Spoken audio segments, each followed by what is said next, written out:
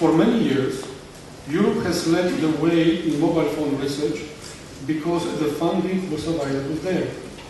Research community is hoping that the US will again get more involved in this much needed research by providing necessary funding. In the meantime, while waiting for this new research, because of the existing scientific uncertainty, it is wise to support the use of precautionary measures in everyday use of mobile phones, in order to, whenever reasonably possible, limit the body exposure to mobile phone radiation. Thank you for your attention, and I wait for your questions. Dr. Olszewski, thank you very much for your testimony. Dr. Sadetsky, welcome. Please proceed. Thank you very much. I'm greatly honored to testify at this important hearing. Oh, I'm sorry. Punch the button. I'm greatly honored to testify at this important hearing on a subject which affects a substantial proportion of the world population and which has great importance for public health. My full resume appears with my written testimony. I am a physician, board certified in epidemiology and public health. I am the director of the Cancer and Radiation Epidemiology Unit at the Gertner Institute, affiliated to Tel Aviv University. I am involved in research, and I advise the Chief Director of the Ministry of Health on health policy concerning radiation and cancer. I am currently engaged in collaborative studies of brain cancer funded among others by the NIH and the European community. For over 10 years, I have been participating in research on the risk of tumors associated with cell phones, initially as the principal investigator of the Israeli part of the Interphone study, the largest collaborative study conducted today on this issue. And currently I lead the Israeli team of another study, also funded by the EU, on cell phones and children, called MobiKids.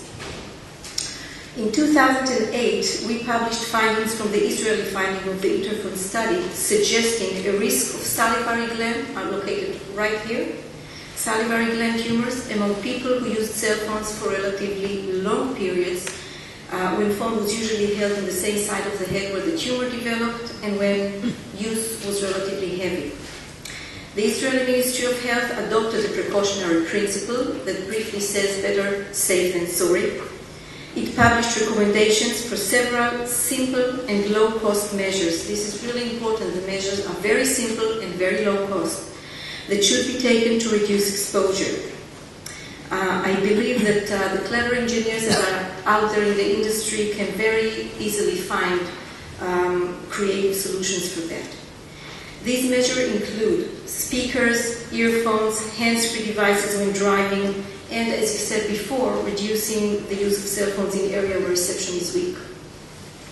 Special attention was given to children because we have many proofs that the children population is specifically susceptible to carcinogenic effects.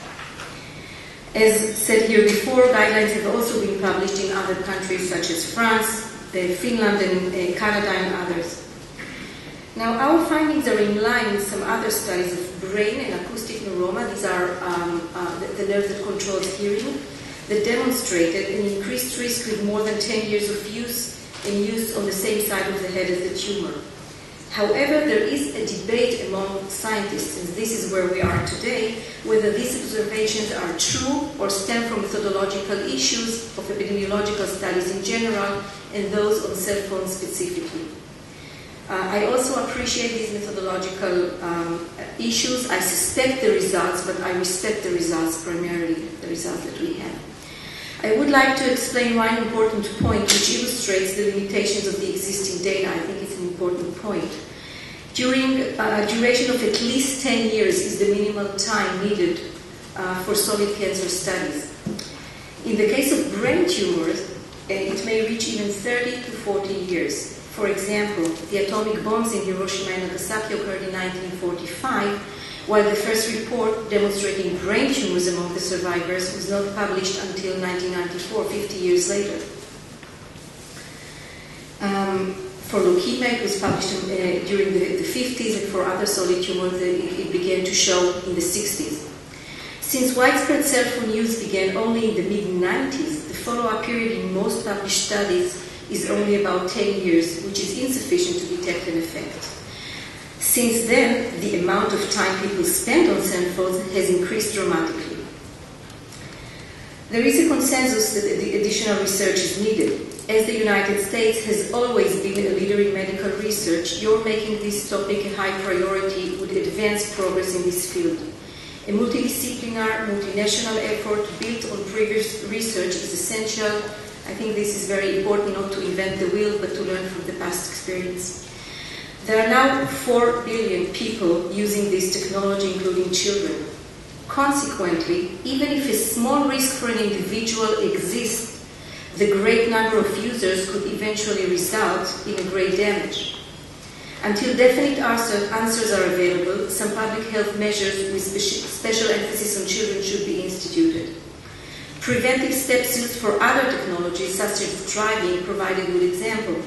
We all use cars, but in order to reduce the risks of accidents, legislation was passed concerning the use of seat belts, airbags, speed limits, minimum age of driving, and car tests. I think it's exactly the same thing. I believe that cell phone technology, which has many advantages, is here to stay. However, the question, as far as I'm concerned, the question that needs to be answered is not whether we should use cell phones, but how we should use them. And that's very easy to address, I think. It is my hope that the issue raised in this hearing will encourage you to promote research and take actions to ensure the safe and responsible use of cell phones. I would like to thank Dr. Deborah Davis, who invited me here, and I would like to thank you for your attention and for raising this issue. Tedeschi, thank you very much for coming a great distance, and thank you for your testimony. Now we move to Dr. Linda Bergreich. I got it right. Welcome, and please proceed with your testimony. Good afternoon. I have been Now you asked. still punch that button. Thank you. Hi.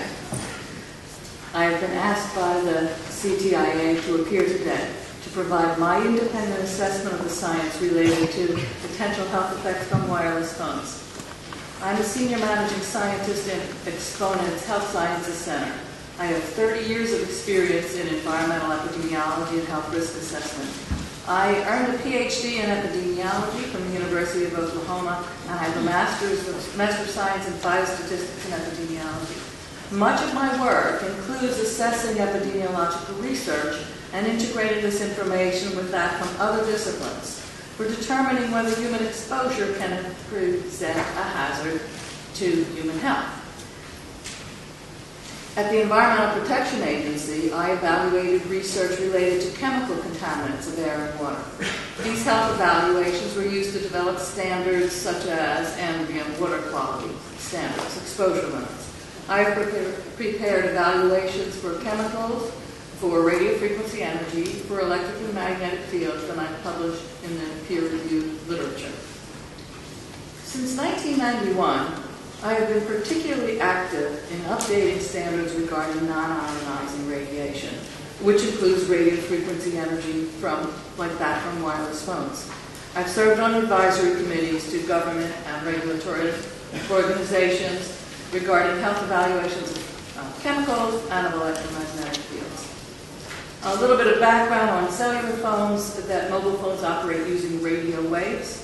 Radio waves, also known as radio frequency energy, is a range on the electromagnetic spectrum that includes broadcast radio, television, and other devices, including cordless phones, baby monitors, radar, and microwave ovens. Visible light is also part of this spectrum, but is at a higher frequency and shorter wavelength than RF. Radio frequency energy is not radiation in the same sense as for high-frequency X-rays, because the energy of RF is lower and unable to change the DNA of cells. There is a standard scientific approach used to determine whether an exposure source, such as radio frequency energy, poses a health risk. This process first requires that all of the published literature be considered, which will include studies that reported effects as well as those that have not. This is the method that I've used for evaluating the radio frequency research and for other assessments throughout my career.